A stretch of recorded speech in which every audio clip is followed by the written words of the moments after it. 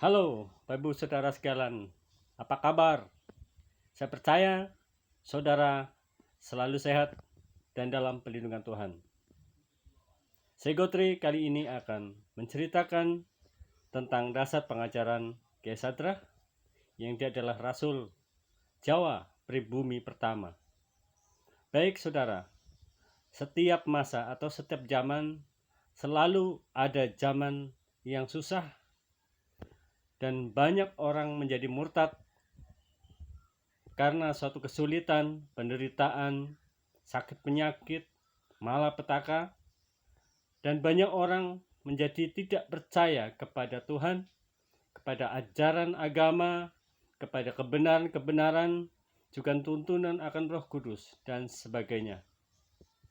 Yang pada akhirnya banyak orang hanya akan mengikuti hawa nafsunya sendiri, mengandalkan diri sendiri, dan tidak percaya kepada orang lain. Sungguh saudara, itu terjadi setiap masa dan setiap zaman. Juga pada zaman ini, zaman yang sulit, malapetaka, sakit corona yang mewabah di seluruh dunia. Bahkan sampai di tempat kita ini, banyak orang menjadi takut, banyak orang menjadi gentar, sakit, dan banyak orang mati karena corona.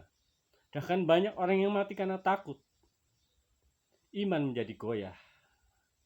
Saudaraku, disinilah kekurangan kita, kekurangan manusia di masa-masa yang sulit.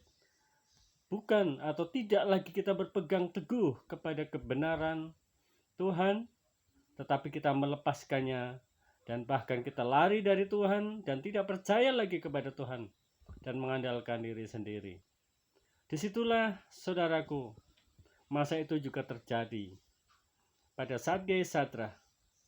Makanya beliau dalam pengajaran kerasulan Sadrah atau dalam jemaatnya, beliau telah menyusun dasar pengajaran yang permanen yang harus dijalankan di dalam kerasulan Sadrah. Baik saudara, tentu saudara ada yang sudah mendengar dan ada yang sudah tahu tentang wiji pitu atau 7 benih.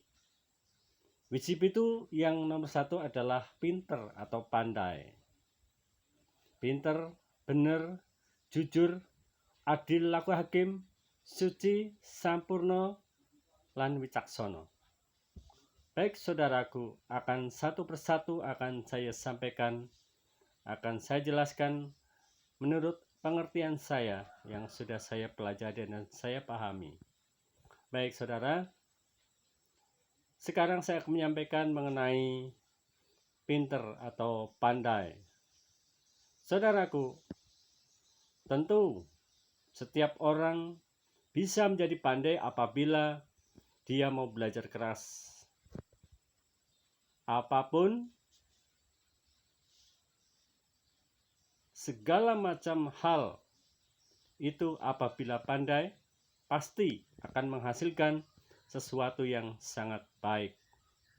Apa saja, termasuk di dalam dunia pendidikan, termasuk di dalam dunia pekerjaan, teknologi, kedikdayaan, agama, ilmu pengetahuan, kesaktian, dan sebagainya. Di dalam kitab suci dikatakan di dalam Amsal, takut akan Tuhan atau takut akan Yahweh adalah permulaan pengetahuan. Juga dikatakan bahwa takut akan Tuhan atau akan Yahweh adalah permulaan hikmat. Saudara, ini sangat jelas sekali bahwa orang menjadi pandai, orang bekerja, belajar dengan keras, tekun, itu ada 2 dasar. Dasar pertama, dasar dari keinginan diri sendiri untuk menguasai sesuatu. Yang kedua, dasar karena takut kepada Tuhan, sehingga harus pandai. Bapak Ibu Saudara sekalian, kita melihat dan saya percaya bahwa dasar ini oleh Kiai Sadrah atau Rasul Sadrah karena dicontohkan akan dirinya sendiri. Dia banyak belajar. Sejak mudanya dia mendalami ilmu agama, juga mendalami ilmu kedikdayaan atau kesaktian, ilmu kejawen, dan banyak lagi yang saya tidak tahu. Tentu saudara, di dalam perkembangannya dia mengalami kesulitan-kesulitan dan mengalami banyak permasalahan. Tidak ada kepandaian yang instan, yang hanya sebentar belajar langsung pandai. Tidak ada. Karena segala sesuatu selalu ada ujiannya. Kita lihat bahwa Kiai Sadrah bukan hanya langsung menjadi rasul atau menjadi Kristen. Dia sudah menguasai ilmu kesaktian, kedikdayaan, ilmu kejawen. Juga dia belajar di pondok pesantren, menguasai ilmu Al-Quran, ilmu Islam. Dia menguasai, bahkan menjadi fasih berbahasa Arab dan menguasainya. Makanya sebelumnya, saudara mungkin sudah banyak yang tahu. Namanya bukan Sadrah sebelumnya, itu nama baptis. Namanya adalah Radin.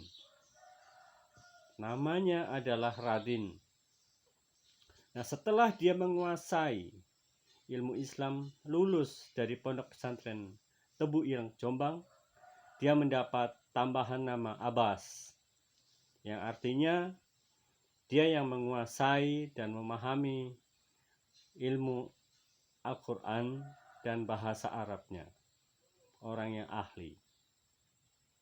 Dan dia terus mengembara, menambah ilmu, menambah kesaktian, menambah kepandaian, mengelilingi tanah Jawa sampai Jawa Timur. Dan saudaraku, di sana dia mendengar penginjilan dan mendengarkan, dan dia tertarik untuk belajar dan mendalami, yang pada akhirnya dia bertemu dengan orang-orang yang saat ini disebut murtadin, yang akhirnya dia dibawa ke Batavia menemui Mr. Anting, yaitu oleh Kiai Tunggul Wulung. Dia pun seorang murtadin, dan dia, Radin Abbas ini, belajar di sana karena Mr. Anting mendirikan sekolah teologi Anting di Batavia. Dan di sana ternyata banyak orang-orang dari daerah-daerah di seluruh Indonesia. Ada yang dari Sulawesi, ada yang dari Jawa Barat, Jawa Timur, dan banyak lagi. Banyak mereka belajar di teologi Anting. Sehingga apabila ada saudara yang mendengar akan kisah ini, mungkin saudara salah satu dari murid teman dari Radin Abbas Sadrah ini. Berarti satu perguruan dengan Radin Abbas Sadrah. Baik saudara, dan seterusnya setelah Radin Abbas ini lulus, baru dia dibaptis dan diberi nama Sadrah. Di sini dia namanya menjadi Radin Abbas Sadrah. Dia telah lulus dari pondok pesantren, juga dia telah lulus dari sekolah teologia. Dan setelah selesai, dia bergabung dengan para sending, dengan para penginjil yang berasal dari Belanda, juga penginjil orang pribumi. Dia membantu penginjilan-penginjilan, dan sudah tertulis di dalam sejarah yang sudah tersebar. Bahkan tertulis juga pada apa yang sudah saya masukkan di dalam satu blog, yaitu Apostolik Java.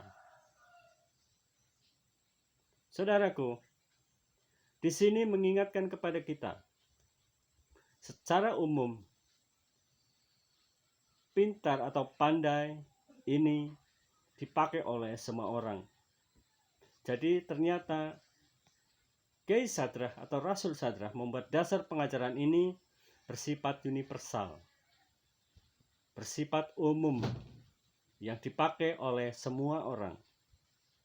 Nah, saudaraku, tentu ada alasannya kenapa murid atau jemaatnya atau siapapun yang mendengarnya itu harus pandai. Banyak dikatakan bahwa orang bodoh menjadi abdi atau menjadi budaknya orang pandai. Orang bodoh menjadi hambanya orang pandai. Di sini akan sangat jelas sekali bahwa ketika orang itu pandai, dia sukses, entah dia menjadi kaya, terhormat, punya pangkat tinggi, dia punya kekuatan yang besar, dan sebagainya, sehingga akan banyak orang datang kepada dia, menjadi hambanya, menjadi pembantunya, menjadi pekerjanya, dan sebagainya. Banyak orang mengharapkan imbalan atau upah dari orang tersebut. Entah itu upah tentang uang, makanan, bahkan ajaran, dan sebagainya.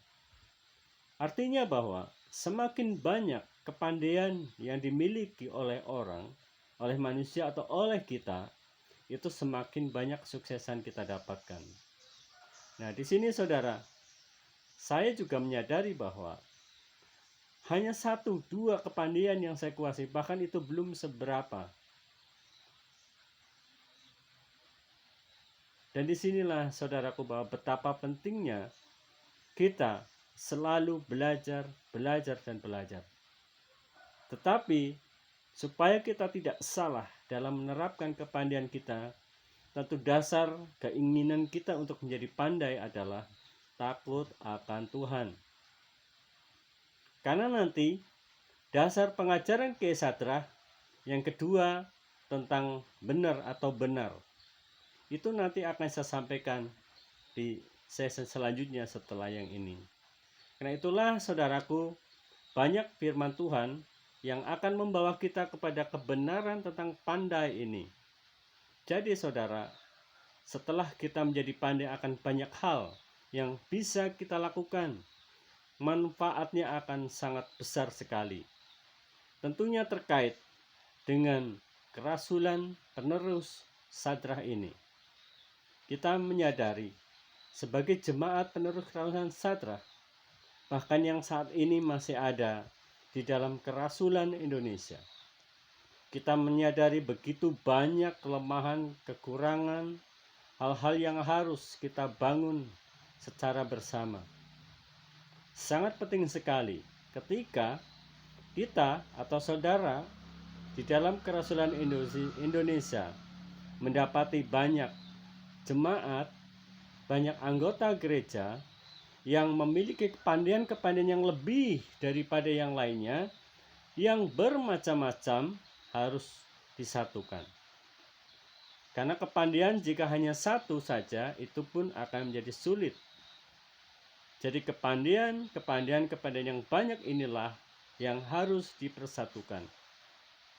Tentu saudara, kita harus melihat tentang kebenaran firman Tuhan yang sebagai dasar fondasi gereja yang telah Sadrah tanamkan, yaitu pada 1 Korintus 12 ayat 28. Di situ jelas bahwa adanya rasul, nabi, pengajar, mujizat, karunia kesembuhan, kepemimpinan, berbagai-bagai bahasa roh dan sebagainya. Disinilah saudaraku, kepandaian yang kita sebutkan yang ada di dalam gereja inilah yang harus dipersatukan, supaya jelas bahwa kuasa Tuhan masuk di dalam gereja dan gereja bisa bekerja berkarya untuk kemuliaan Tuhan. Itulah saudara tujuannya kenapa kita harus pandai, dan dasar yang utama karena takut kepada Tuhan, yaitu supaya apa yang kita lakukan, kepandaian yang kita miliki tidak salah dalam mengaplikasikannya. Demikian saudara yang bisa saya sampaikan. Mohon maaf apabila ada kekurangannya. Saudara akan juga bisa dapatkan dari Kerasulan Indonesia juga sudah mengeluarkan buku tentang wiji pitu. Juga dari apa yang sudah saya tulis itu juga ada di sana. Saudara bisa membuka di Apostolik Java tahun 2013. Di situ Anda akan dapatkan juga tentang wiji pitu.